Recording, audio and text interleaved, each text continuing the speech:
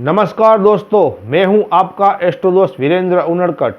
मेष राशि वालों, क्या आप तैयार हैं उस बदलाव के लिए जो अगले 125 दिनों तक आपके जीवन की दिशा बदलने वाला है। 2 अगस्त से 5 दिसंबर तक केतुदेव अपना किरदार बदलने जा रहे हैं। यह कोई साधारण गोचर नहीं है। ज्योतिष की दुनिया में इसे एक बड़ा संकेत माना जा रहा है।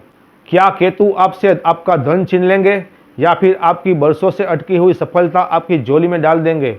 आज के इस विशेष वीडियो में हम केवल भविष्यवाणी नहीं करेंगे, बल्कि मैं आपको वह गुप्त तकनीक बताऊंगा जिससे आप इस गोचर का 100% लाभ उठा पाएंगे। वीडियो के अंत में एक ऐसी किसान वाली तकनीक है जिसे समझ लिया तो आपकी सफलता को कोई नहीं रोक सकता। चलिए शुरू करते हैं। मेष राशि वालों, आपकी कुंडली के 5वें भाव में केतुदेव विराजमान है। 2 अगस्त को केतु मघा नक्षत्र के दूसरे और प्रथम चरण में प्रवेश करेंगे। याद रखिए, इसी समय मंगल और शुक्र भी अपना गोचर बदल रहे हैं, लेकिन केतु का यह प्रभाव सबसे गहरा होगा। इस गोचर को हमने 2 हिस्सों में बांटा है। 2 अगस्त से 3 अक्टूबर तक, जब केतु शुक्र के नक्षत्र में दूसरे चरण पर रहेंगे।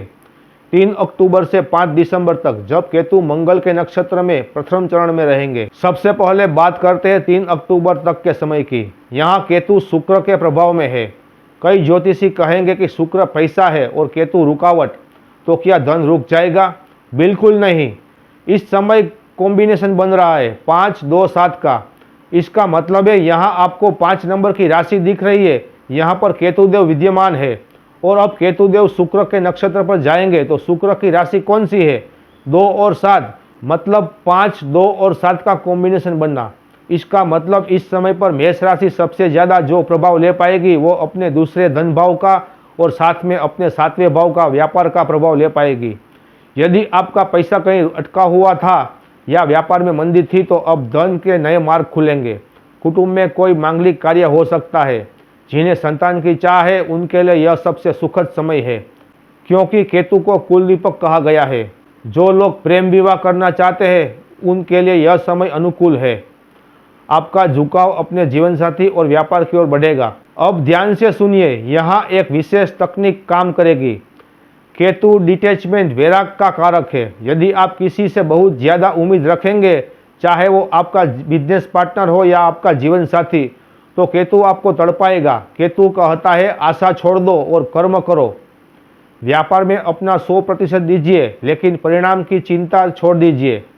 जैसे ही आप मानसिक रूप से फल का त्याग करेंगे, केतु आपको अचानक धन और सफलता से जोड़ देगा। याद रखिए, बिन मांगे हीरा मिले और मांगे मिले न भीख। 3 अक्टूबर से दृश्य बदलेगा। केतु अब मंगल के नक्षत्र में होंगे। शास्त्रों में कहा गया है पलाश पुष्प संकाशम रौद्रम रौद्रात्मकम घोरम, यानी केतु का वह रौद्र रूप जो असीम शक्ति से भरा है। मेष राशि के स्वामी मंगल है, इसलिए यह समय आपके लिए वर्चस्व का है। यदि आप किसी गुप्त ज्ञान, रिसर्च या आध्यात्मिक साधना से जुड़े हैं तो यह समय आपको गहराई तक ले जाएगा। अष्टम भाव का प्रभाव होने से आपके रुके हुए काम अचानक पूरे होंगे। केतु वह ग्रह है जो रातों रात बाजी पलट देता है। क्या आपके साथ ऐसा होता है कि काम 99% तक हो जाता है और आखिरी में 1% पर आकर अटक जाता है? ज्योतिष की भाषा में इसे हाथी निकल गया और पूंछ अटक गई कहते हैं। यह अटकाने वाली शक्ति केतु ही है। इससे बचने के लिए किसान वाली तकनीक अपनाइए।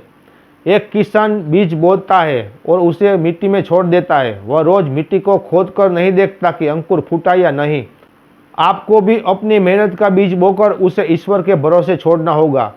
यही वह समय है जब आपकी मेहनत लहलहाती फसल बनकर लौटेगी।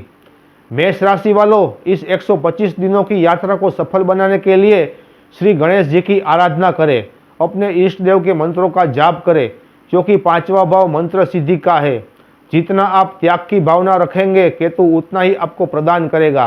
अगर आपको यह जानकारी सही और सटीक लगी हो तो कमेंट में जय श्री राम जरूर लिखें और अपनी राशि हमें बताइए। चैनल को सब्सक्राइब करना ना भूलें ताकि आने वाले बड़े बदलावों की जानकारी आपको सबसे पहले मिले। आपका दिन मंगलमय हो। जय श्री राम।